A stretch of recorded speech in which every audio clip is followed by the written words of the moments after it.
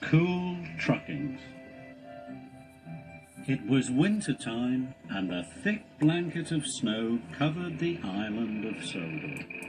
Madge, the snub-nosed lorry, was making her deliveries. The icy roads were very slippy and very slidey. But Madge didn't slip and slide. She was safe and sure. One day, Thomas arrived at the transfer yards. He had to collect a large delivery of coal. Madge was there, and so was the thin controller. He was worried.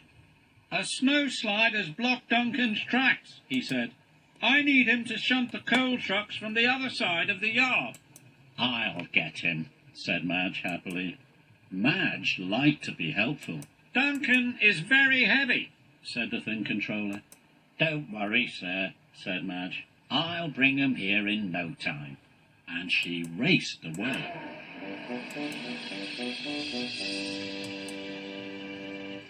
Duncan was winched on to Madge's trailer. Duncan was very heavy, but Madge was sure she could pull him. She roared and revved, and slowly she pulled away. Madge drove carefully along the country roads. She was being safe and sure. Soon Duncan started to tease her. "You always go so slowly," Duncan laughed. "We'll be lucky to get to the transfer yards by tea time." "I always do my job safely and on time," said Madge. "But it'll be a slow and dull journey," puffed Duncan. "Not fast and exciting, the way we engines like it." Madge sighed. She didn't want to be teased anymore.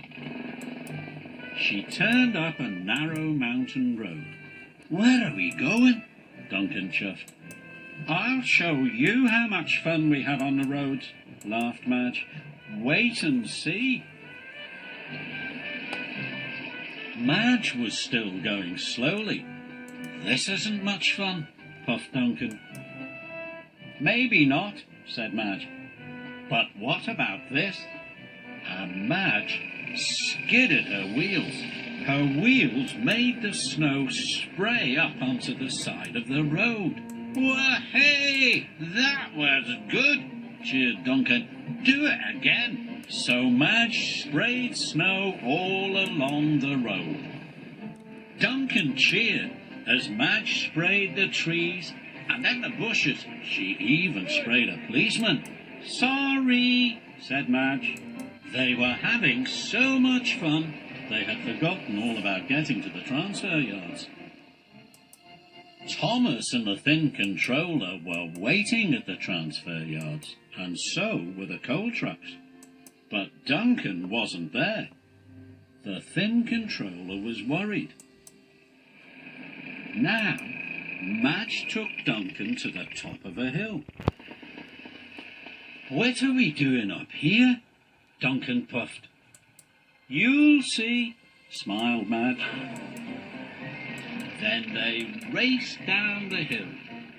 Madge slid around corners and skidded over bumps. "Hooray!" Duncan laughed. But halfway down the hill there was a very sharp turn, and the road was very icy. "Watch out!" puffed Duncan. "Oh no!" gasped Madge. She braked hard, but it was too late. Madge started to slip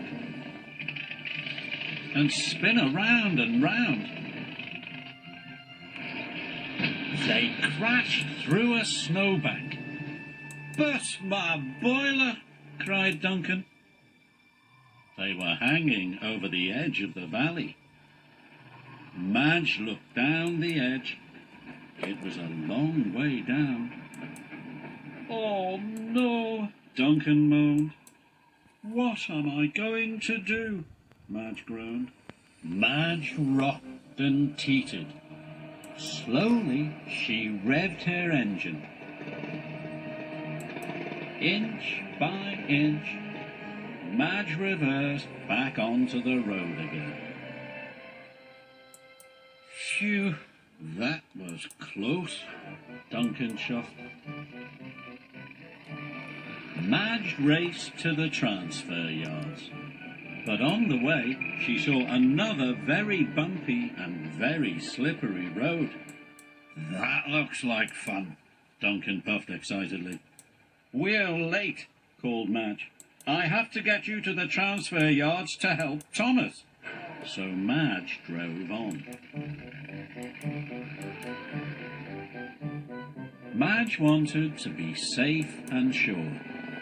She went all the way without slipping or sliding once.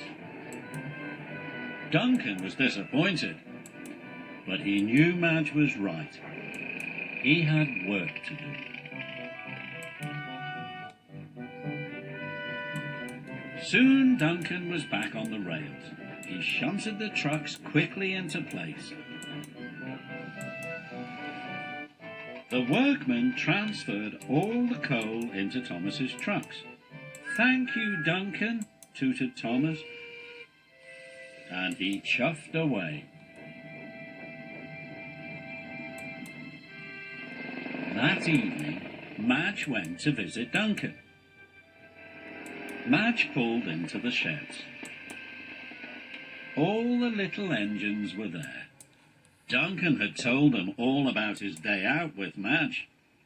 Thank you for a grand time, puffed Duncan. The roads really are as much fun as the rails. I'm glad you had fun, said Madge. And, just for fun, Madge spun her wheels and sprayed some snow all over the little engine.